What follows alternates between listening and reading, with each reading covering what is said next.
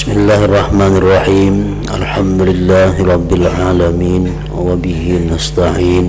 Shalatu wassalam ala asyrafil anbiya wal mursalin sayyidina wa habibina Muhammadin wa ala alihi wa sahbihi ajmain. Pasal hadza pasal. Ringkasnya, kalau engkau mau merenungkan, kalau engkau mau memikirkan dengan akal engkau,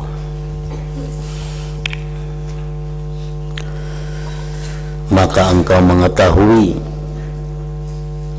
bahwa dunia itu tidak bakal kekal, bahwa dunia itu tidak bakal kekal, dan manfaatnya, faidahnya dunia tidak akan dapat mengimbangi bahayanya. Bagaimanapun besarnya keuntungan dunia, apabila itu dilarang oleh Allah dan kita langgar, kita lakukan, bagaimanapun manfaatnya kada seimbang, sepadan dengan bahayanya. Sebagaimana kita ketahui, contohnya Allah melarang manusia untuk melakukan riba umpamanya. Bagaimanapun untungnya riba, bagaimanapun nyamannya itu riba, tapi bahayanya kada sesuai dengan apa yang kita dapatkan. Berapa untungnya orang yang melakukan riba itu, tetapi azab yang akan diterimanya kada sesuai. Serta tuntutannya dunia seperti payah badan.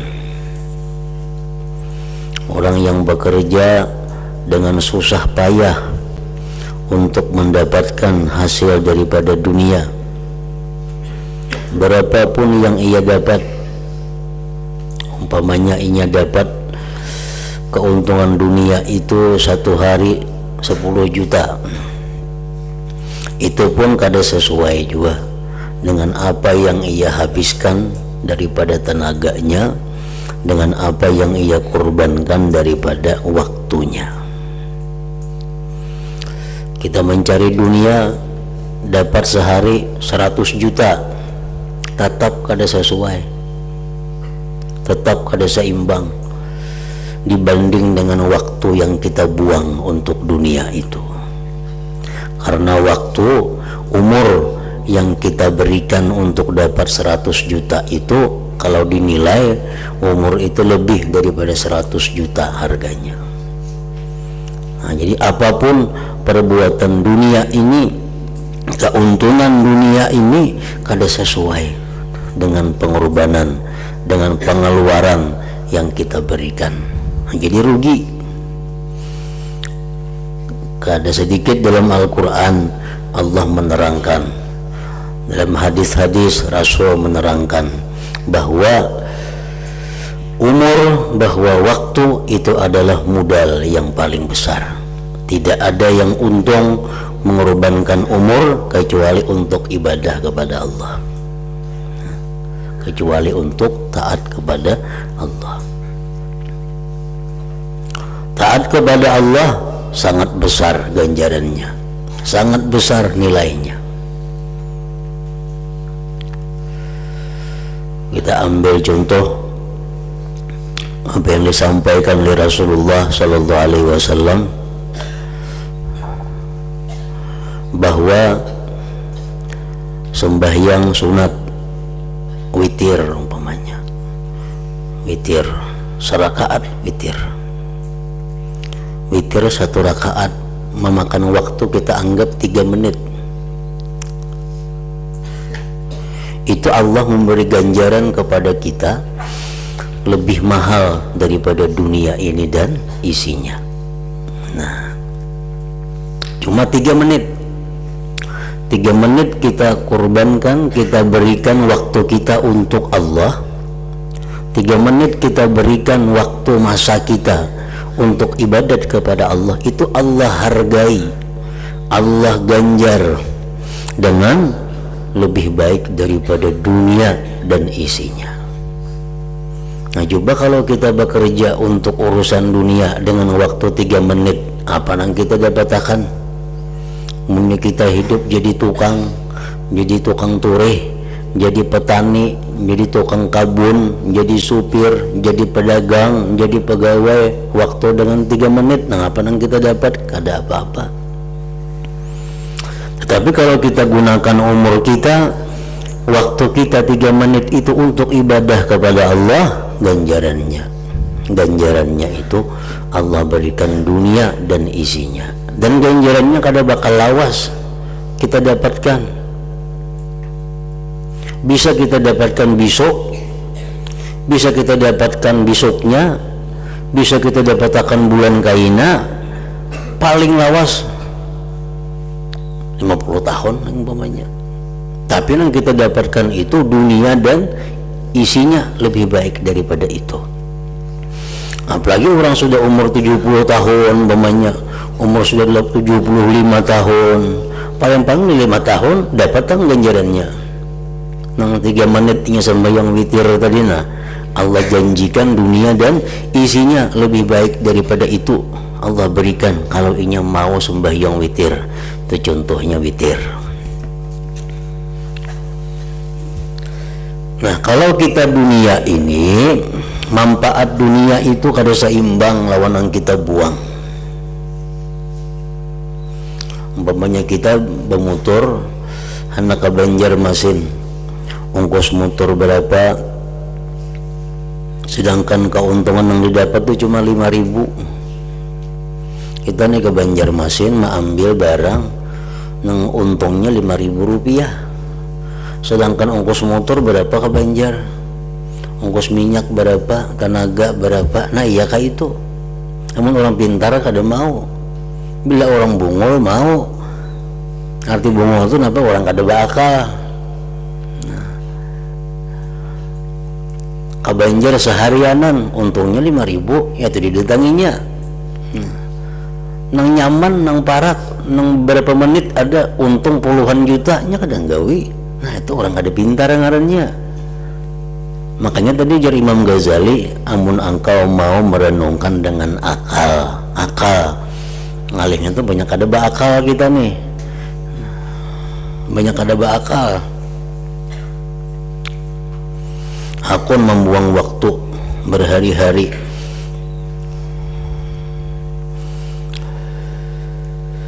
dan manfaatnya tidak akan dapat mengimbangi bahayanya serta tuntutannya. Dunia ini seperti payah badan. Sembahyang sunat subuh 2 rakaat lapah lah, kada lapah. Sunat subuh itu 2 rakaat, paling 3 menit 4 menit tuntung 2 rakaat sunat subuh. Tapi kaina Allah mengganjar dunia dan isinya, ganjarannya. Namun orang pintar itu nyata sudah digawinya,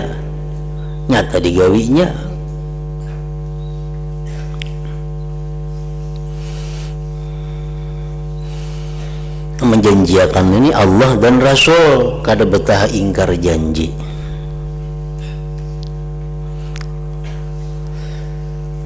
Umpamanya kita yang dijanjikan orang, ujar orang, ikam manusia nama menjanjikan nih, manusia nama menjanjikannya orangnya manusia, anggaplah orang kaya, orang sugih. Ujar orang sugih ini tuh jam besohakan hari ini motorku 5 buah suruh besohakan motor, tapi upahnya sebuah tuh 100 juta ya gak upah. Jadi 5 buah setengah miliar upahnya besoh motor, setengah miliar upah besoh motor 5 buah. Tapi ujar orang sugih ini kayaknya 20 tahun hanya aku bayar, 20 tahun hanya aku bayar. Aku lagi tak Ini manusia aja menjanjikan nih, manusia orangnya sangat kaya raya, sangat kaya raya. Ujarnya itu besok akan hari ini motor kau 5 buah, sebuah 100 juta ikan gue beri 5 buah setengah miliar, tapi kini aku bayar 10 tahun akan datang. Mau kita menggawin itu, jangan 100 juta kan bisa mau. Nah itu hanya manusia yang menjanjikan. Dan 5 buah motor yang dibasuh saling lapahan, 10 tahun lagi pulangnya dibayar. Tawarakan aja menyem itu banyak nah hakun. Yang tua-tua kan bisa hakun, yang sudah umur 60 itu bisa hakun basuh motor 5 buah sehari. Segan anak kena duitnya mula aku mati segan cucu. Nah itu manusia menjanjikan. Tapi kalau Allah dan Rasul menjanjikan sembahyang itu 2 rakaat saja, nilainya kada kau dihitung miliar lagi, dan sewaktu-waktu bisa isuk bisa kita ambil. Kada mau juga kita. Nah itu menunjukkan akal kita ini nang kurang. Namun kita mati isuk dapat kan sudah. Kita mati bulan dudik dapat sudah ganjarannya. Ada belanggar 10 tahun.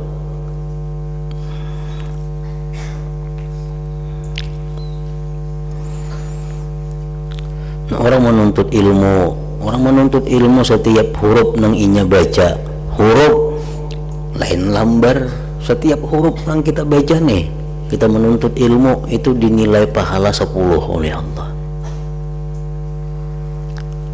10 pahala. 10 pahala itu kadang kalau dinilai lawan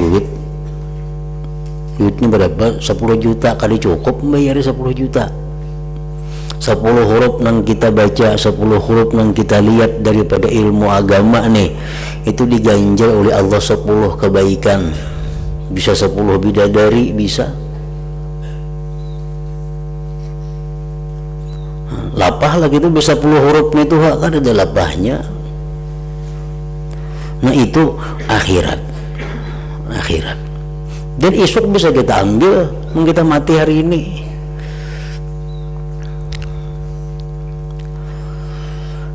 Berbeda berlainan dengan dunia tadi. Awak uyuh, hasilnya kayak itu bang sudah. Sibuknya hati mengenai dunia, sibuk hati memikirkan itu nukar barang, mikirkan kayak apa barang dicari supaya payu, pilih ini pilih itu pilih ini kada payu dijual, ini nang payu nang kayak ini, sibuk hati rahatan nukar barang sembayang nang kada husuk kada kawa husuk mikirkan barang nang pajang ditukar nang kayak apa barangnya, kayaknya nukar barang sampai kayak apa pulang cara menjualnya, payu juga kah ini, untung juga kah ini, sibuk hati mengenai dunia. Nah itu di dalam dunia. Di akhirat kayaknya siksa yang pedih, awak sudah uyuh dalam dunia, untungnya kada seberapa, di akhirat kayaknya disiksa pulang. Kenapa disiksa? Karena waktu mencari dunia tadi banyak melanggar hukum-hukum Allah, sekurang-kurangnya banyak melanggar nang dianjurkan Allah, nang sunat-sunatnya.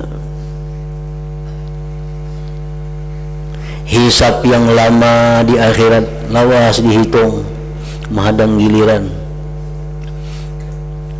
Hisab yang lama di akhirat yang tidak akan tertanggungkan olehmu. Berapa miliar manusia tak kumpul di padang mahsyar itu, dihisab tunggu hitungan, dihitung. Menghadangin itu pun saling lawasan, kada ada orang berjual napa-napa. Segan makan minum menyalan menjual lagi duitnya kada ada juga sango. Banyak manusia di akhirat itu dijelaskan sudah aku bedakan neraka mati kalau lawasan mahadangin ini. Nah banyak nangka itu mahadangi lawas giliran sedang dihisap, amun dihisap kada tantu juga selamat juga, banyak sudah putus asa, dia sudah kan neraka mati pada dihisap lagi gin. Nah banyak kayak itu manusia di akhirat tuh, daripada saking huru haranya menunggu giliran itu, hanya menunggu gilirannya sudah lapah. Maka apabila engkau telah mengetahui semua itu, tentu engkau zuhud kepada kelebihan dunia. Kelebihannya ini yang maulah kita masalah tuh yang kelebihan dunia, sehingga engkau tidak mau mengambilnya. Kalau kita tahu risikonya, kita kadang mengambil yang lebihan itu, kecuali apa yang diperlukan untuk beribadah kepada Tuhan engkau. Nah, dunia harta benda nang kita bisa menggunakan untuk ibadah, nah itu aja nang untung, itu aja nang bisa kita ambil. Lain pada itu, dunia ini menyusahkan, baik kita sebelum mati apalagi sesudah mati. Jadi kita mesti mempelajari kayak apa dunia ini supaya jadi ibadah. Kayak apa dunia yang kita diberikan Allah nih supaya menjadi ibadah semuaan. Kita itu perlu belajar. Pakaian yang kita pakai supaya jadi ibadah, rumah yang kita diami supaya jadi ibadah, kendaraan yang kita tunggangi supaya jadi ibadah, semuaan jadi ibadah. Nah itu bermanfaat dunianya, itu selamat. Nang celaka itu dunia banyak diisi tapi kada untuk ibadah, apalagi digunakan untuk maksiat. Nah ini lapah lagi.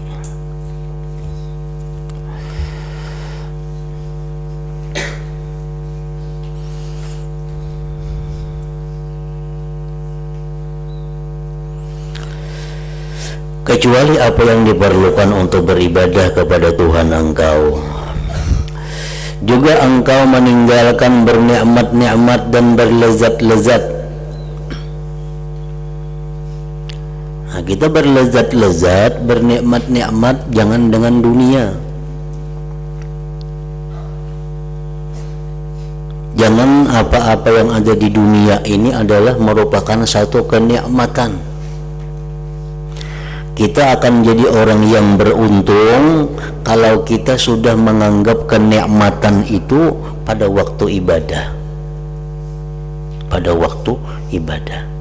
Bila kita menganggap bahwa lezatnya kita, nikmatnya kita saat kita ibadah, nah itu kita pacang mantap tuh. Itu nang hebat. Buktinya apa?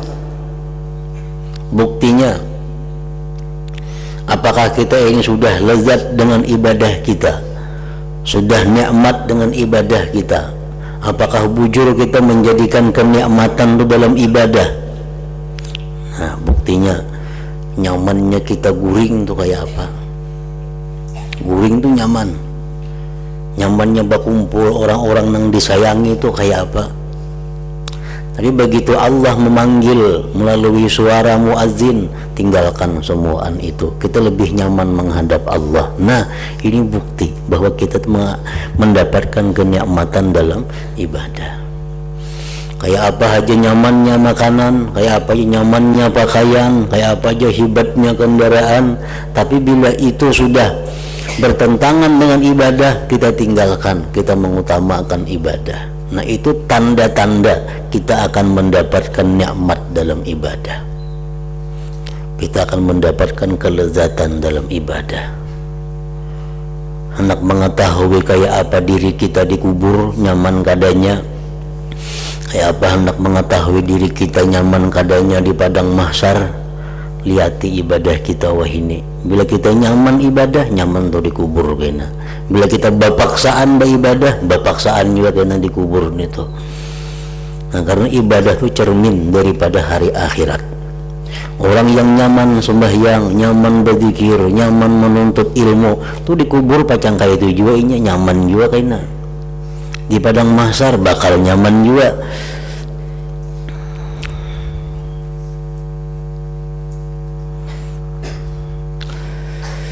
Agar bisa sampai ke surga, tempat kenikmatan abadi di sisi Tuhan semesta alam. Tuhan yang merajai segala makhluk, Tuhan yang maha kuasa, Tuhan yang tidak perlu kepada makhluknya, Tuhan yang tidak berhajat kepada makhluknya, Tuhan yang sangat pemurah.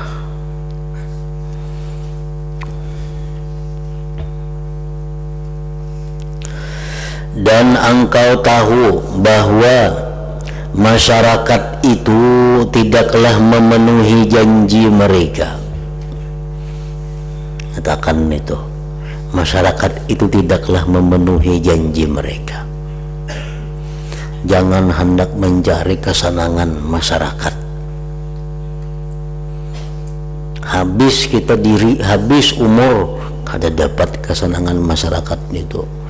Jangan hendak berpikir memuaskan masyarakat. Jangan hendak berpikir menyenangkan masyarakat,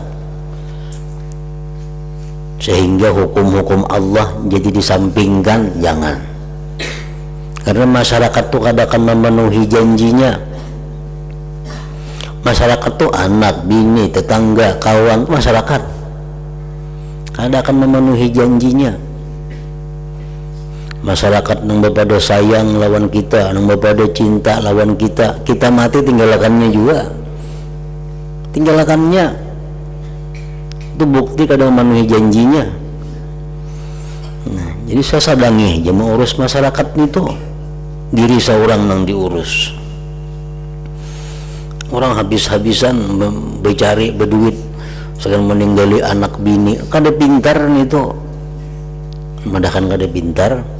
Siang malam berusaha uyuh-uyuh awak, napa dicari akan anak bini, napa uyuh-uyuh awak mengorbankan diri menjadi anak bini. Inya kada menepati janji lawan seorang kaina. Anak bini itu ada aja nang maharagu Allah Ta'ala, alahan pada seorang lagi pintar-pintar bisa-bisa seorang meninggali anak bini ini. Bah, pak iyanya kayak ini jadi Tuhan itu. Tuhan sarik beneran itu orang tuh karena bila aku mati ninggali anak ini, ninggali bini, Tuhan sarik gitu. Aku kada ada lagi Tuhan nama wahnya tuh, aku kada ikam ada, ikam urus diri ikam aja. Nah, Tuhan marah kalau kita hendak merabuti gawian Tuhan tuh. Itu gawian Tuhan, Pak, memberi makani manusia, memberi makani anak kita, memberi makani, itu gawian Tuhan. Kada gawian kita hendak merabuti, bercari habis-habisan sagan anak, sagan bini. Tuhan marah nih tuh. Tuhan memberikan, mengizinkan kita meninggali anak bini agar mereka jangan mengemis, tuh aja. Jangan mengemis. Tinggalinya harta benda, jangan jadi pengemis, jangan jadi orang minta-minta. Nah.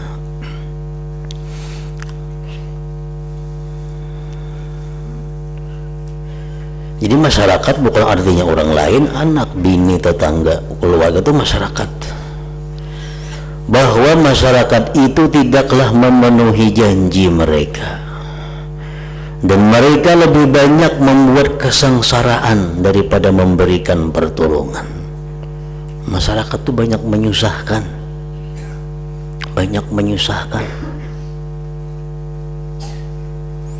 daripada memberikan pertolongan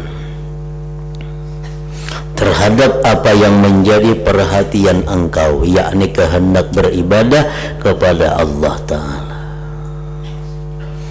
Jadi masyarakat ini lebih banyak mengganggu untuk ibadah kita daripada menolong. Janganlah engkau bercampur gaul dengan masyarakat kecuali dalam hal yang ada hubungan dengan kewajiban anda. Ayo kita bergaul masyarakat sekedar kita menunaikan kewajiban kita, karena mereka ada punya hak pada diri kita. Jangan jauh putus sama sekali lawan masyarakat. Bergaullah, tapi sekedar mereka dapat hak pada kita. Jangan sampai kita mengorbankan segala-galanya untuk masyarakat, nah itu nang salah. Ambillah manfaat apa yang menjadi kebaikan engkau dari mereka. Ambillah manfaat apa yang menjadi kebaikan engkau dari mereka.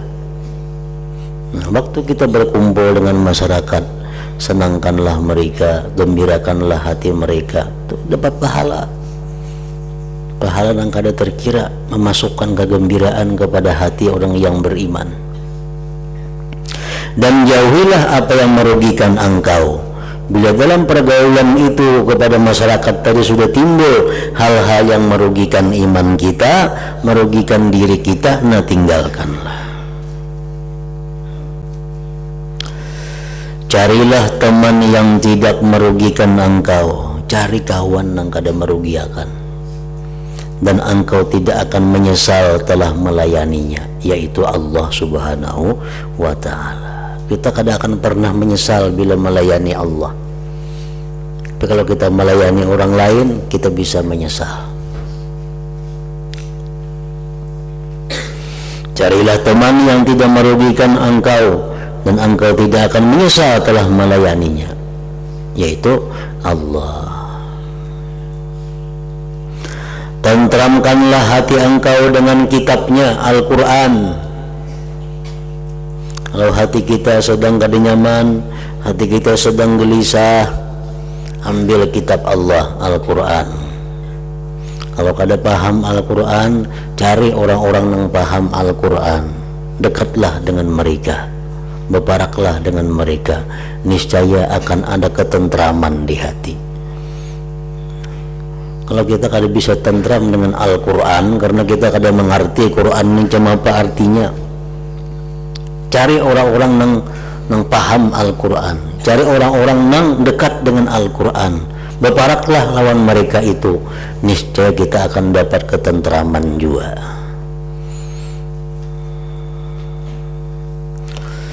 Dan selalulah berbakti kepadanya,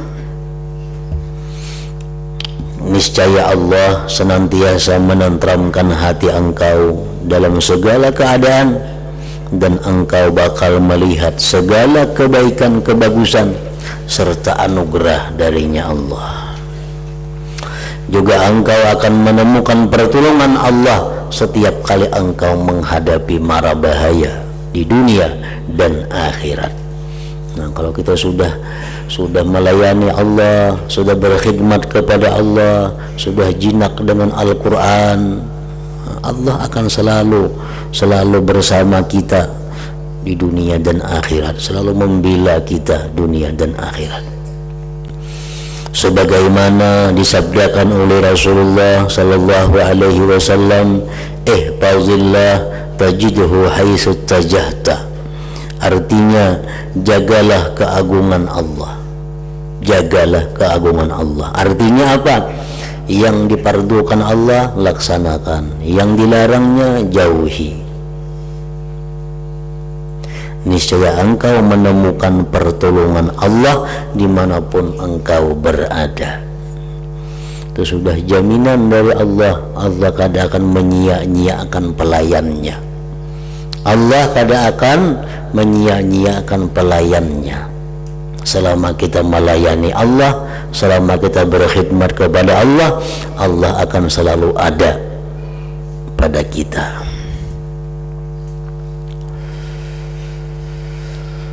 Engkau mengetahui pula bahwa syaitan itu makhluk yang paling jelek, makhluk yang paling jahat itu syaitan.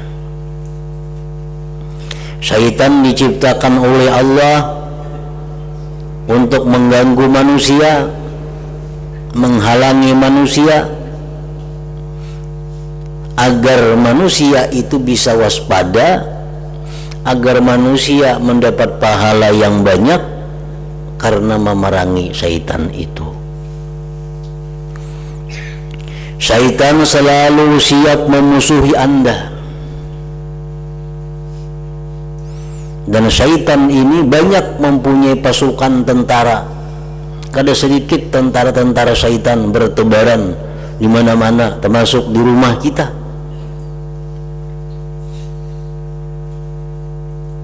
Orang jaranglah takutan lawan syaitan. Nah, orang banyak takutan lawan hantu.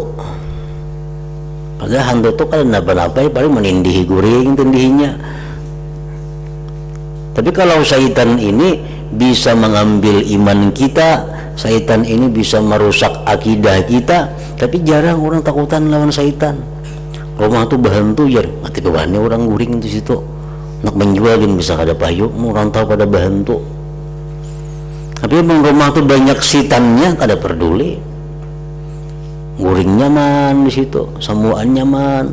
Ada sitannya saling banyakan. Nah, orang banyak ada takutan lawan sitan, takutan lawan hantu.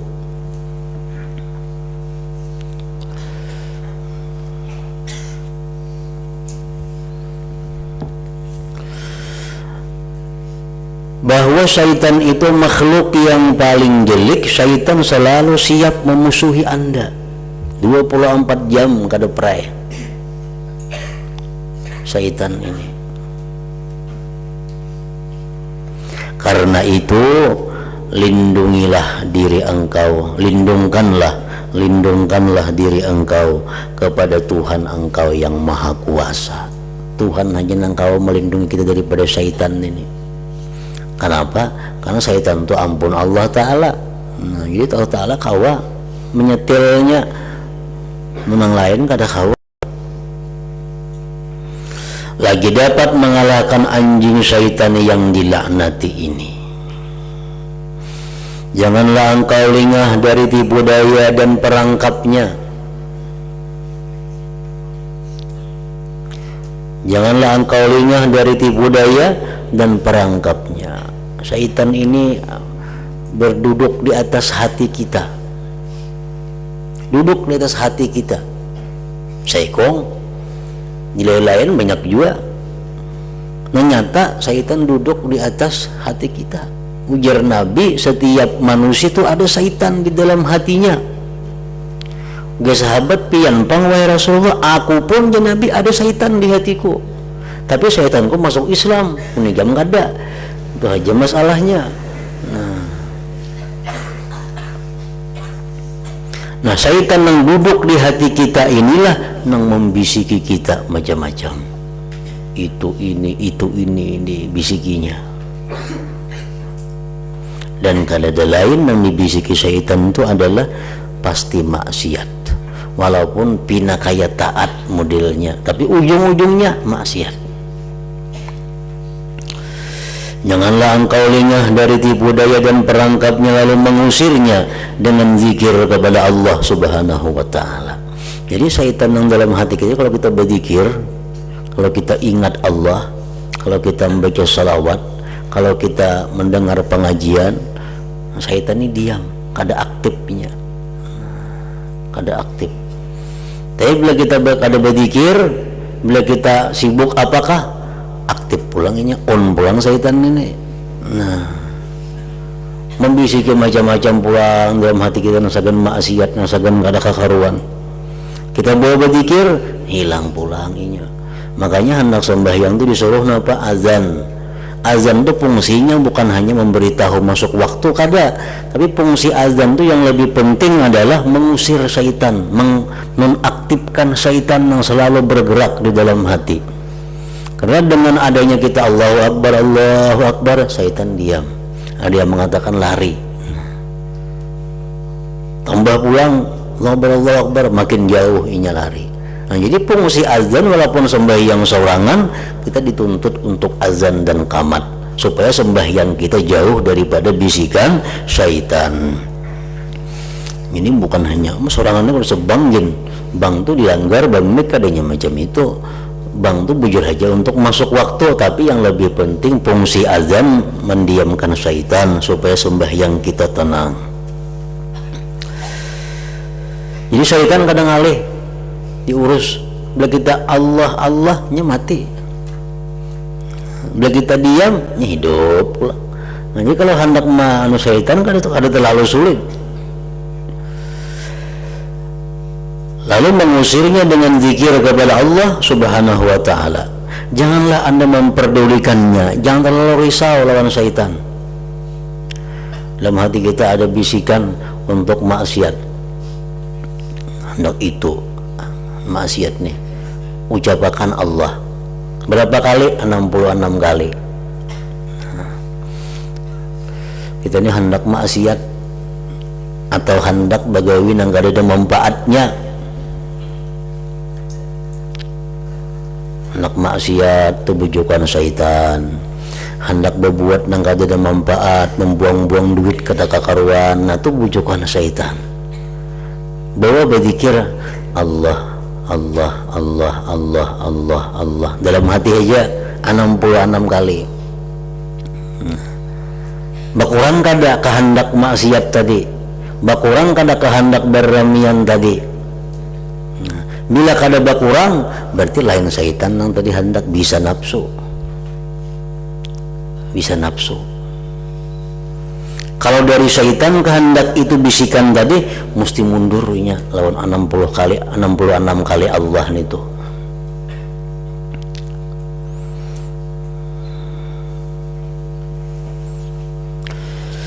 Janganlah engkau memperdulikannya sebab ia merupakan gangguan inting. Syaitan itu inting aja gangguannya. Jika engkau memang benar-benar memiliki kehendak kuat untuk menjadi laki-laki sejati. Dan syaitan itu sebagaimana difirmankan oleh Allah Ta'ala, innahu laysa lahu sultanun 'ala alladhina amanu wa 'ala rabbihim yatawakkalun. Artinya syaitan itu tidaklah mempunyai kekuasaan. Artinya kada kau menggoda, syaitan itu kada kau merusak, kada kau membujuk atas orang-orang yang benar-benar beriman dan pasrah diri kepada Allah Tuhan mereka. Nah, kalau kita orang beriman yang selalu zikir kepada Allah, syaitan kada kau berdayanya, lumpuh. Makanya tadi bila hendak ada kekaruan nih hati nih bahwa berzikir 66 kali. Ada yang mengatakan 66 kali itu langsung aja Allah Allah Allah Allah Allah Allah 66 kali. Ada mengatakan 33 cuma beraid 2 Allahu Allah sanapas Allahu Allah Allahu Allah Allahu Allah Allahu Allah 66 juga jadinya. Cuma 33 aja beraid 2 Allahu Allah sanapas sanapas sanapas. Nah itu syaitan kayak apa jaharatnya, mundur dapatnya itu. Bila kita hendak maksiat yang berasal dari bisikan syaitan hilang, kada ada lagi asal bujur-bujur dari syaitan.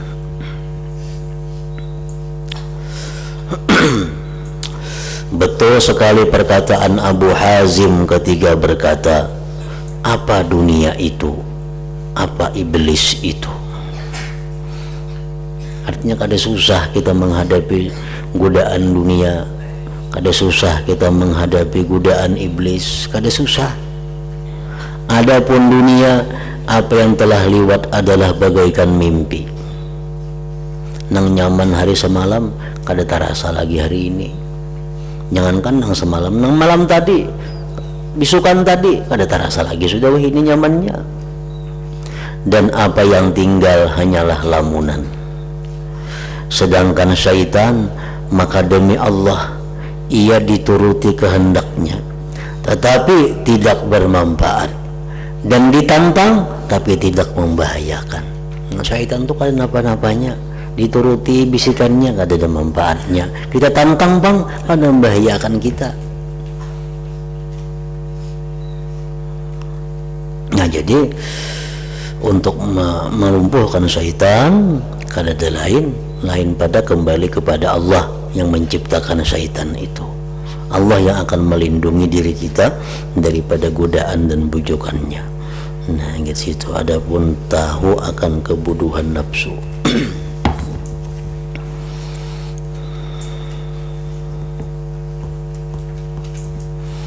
Ila hadratin Nabi sallallahu alaihi wasallam al-Fatihah. A'udzubillahi minasyaitonir rajim. Bismillahirrahmanirrahim. Iyyaka na'budu wa iyyaka nasta'in. Ihdinas siratal mustaqim. Bismillahirrahmanirrahim. Alhamdulillahi rabbil alamin. Allahumma salli wa sallim ala sayyidina Muhammad wa alihi wa sahbihi ajma'in. Allahumma ighfir lana ma akhta'na wa ma ta'ammadna wa ma asrarna wa ma a'lanna wa ma asrafna wa ma anta a'lam bihi minna, antal muqaddim wa antal muakhir, la ilaha illa anta. Allahumma anfa'na bima 'allamtana wa 'allimna ma yanfa'una wa zidna fahman wa ilman wa amalan wa hudan wa tawfiqan bi rahmatik ya arhamar rahimin. Sallallahu ala sayyidina Muhammad wa alihi wa sallam. Alhamdulillah.